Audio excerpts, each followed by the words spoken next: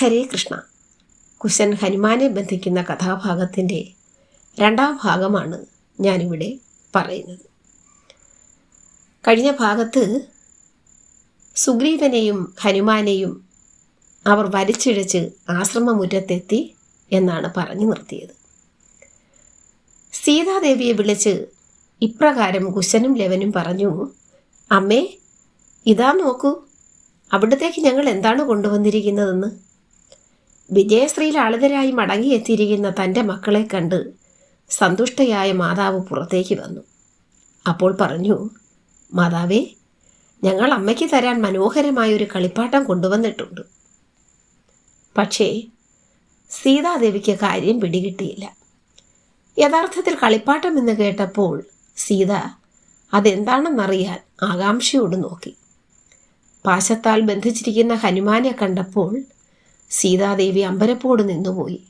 ഹനുമാനാകട്ടെ സീതാദേവിയെ കണ്ടപ്പോൾ അത്യധികം സന്തുഷ്ടനായി.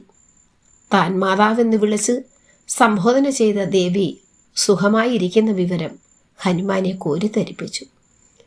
ആഞ്ജനേയൻ ആ പാതാരവിന്ദങ്ങളെ വണങ്ങിക്കൊണ്ട് പറഞ്ഞു, മാതാ, അവിടുത്തെ പുത്രന്മാർ അജ്ഞത മൂലം ശ്രീരാമചന്ദ്രസ്വാമിയുടെ അശ്വത്തെ ബന്ധിച്ചു. അതുമൂലമാണ് സ്വാമിയുടെ സൈന്യങ്ങളുമായി യുദ്ധമുണ്ടായത്.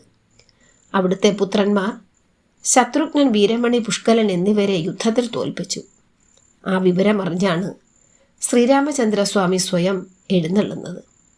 ഹനുമാന്റെ സത്യസന്ധമായ വാക്കുകൾ കേട്ട് സീതാദേവി ഞെട്ടിപ്പോയി. തൻ്റെ മക്കളുടെ അവിവേകം സീതയ്ക്ക് പൊറുക്കാനായില്ല. പുത്രന്മാരുടെ ധൈര്യം അറിഞ്ഞ ദേവി ഒരു നിമിഷം മനസ്സാ സന്തോഷിച്ചെങ്കിലും തൻ്റെ ഭക്തരായ ഹനുമാനെയും സുഗ്രീവനെയും ബന്ധിച്ചതിലും ഭർത്ത സഹോദരനെ തോൽപ്പിച്ച വിവരവും അറിഞ്ഞ ദേവിക്ക് ദുഃഖവും ഒപ്പം കോപവും ഉണ്ടായി.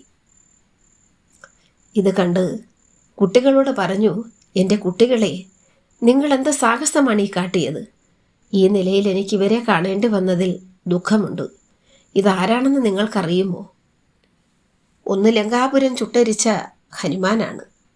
മറ്റേയാൾ വാനരന്മാരുടെ രാജാവായ സുഗ്രീവനാണ്. നിങ്ങൾക്ക് ഇവരെ എവിടെ നിന്നാണ് കിട്ടിയത്? എന്തിനു നിങ്ങൾ ഇവരെ പിടിച്ചു കെട്ടി? സത്യം പറഞ്ഞില്ലെങ്കിൽ എനിക്കിപ്പോൾ പ്രാണത്യാഗം ചെയ്യേണ്ടി വരും. മാതാവിൻ്റെ കോപം നിറഞ്ഞ വാക്കുകൾ കേട്ട് ലവൻ ഇങ്ങനെ പറഞ്ഞു, അമ്മേ, അയോധ്യയിലെ രാജാവായ രാമൻ ഒരു കനകപത്രവും കെട്ടിത്തൂക്കി ഒരു കുതിരയെ വിട്ടിരിക്കുന്നു. ഹരേ കൃഷ്ണ.